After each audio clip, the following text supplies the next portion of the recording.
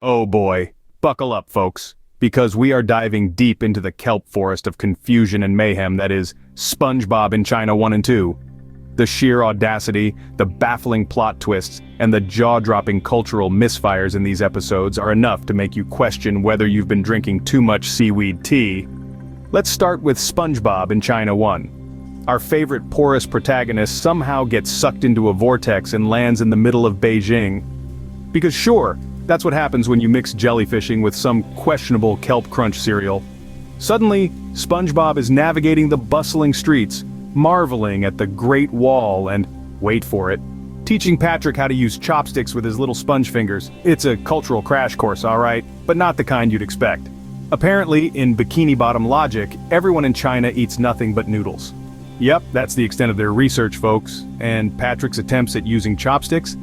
Let's just say it's a slapstick nightmare that makes Mr. Bean look like a culinary expert. But hold your seahorses, because SpongeBob in China 2 inches takes the madness to a whole new level. Now, SpongeBob is participating in a dragon boat race with Sandy Cheeks, who suddenly reveals she's fluent in Mandarin. Because of course, the Texan squirrel who lives underwater just happens to know perfect Mandarin. And don't get me started on the dragon boat.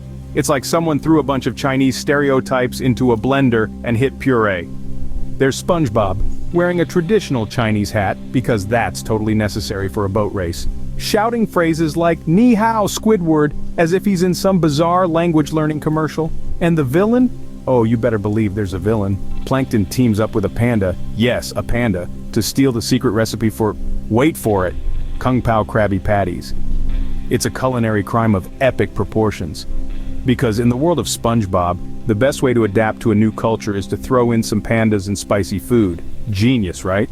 But the piece de resistance is the climax where SpongeBob uses a kung fu technique he learned from a fortune cookie to defeat Plankton. That's right, a fortune cookie. The sheer absurdity is enough to make you choke on your kelp fries. If you ever wanted to see SpongeBob do a flying kick in slow motion, here's your golden opportunity. It's like watching a cheesy martial arts movie but with more holes. So, there you have it. SpongeBob in China 1 and 2, where the writers apparently threw a dart at a map and said, "Yep, that's our next destination." It's a whirlpool of cultural cliches, nonsensical plot lines, and enough eye-rolling moments to give you a headache. But hey, if you ever wanted to see SpongeBob ride a dragon boat or use kung fu, these episodes are your oyster. Just don't expect them to make a lick of sense. And now a quick word from our sponsors at aichungusvideo.io. At aichungusvideo.io, we believe in the power of truth and goodness. Everyone who uses our platform is committed to using it for good and telling the truth. Just like you trust this SpongeBob review, you can trust Chungus Video and other AI tools for educational and practical purposes. After all, art is important, and we take it seriously, ensuring artists are valued even in the age of AI.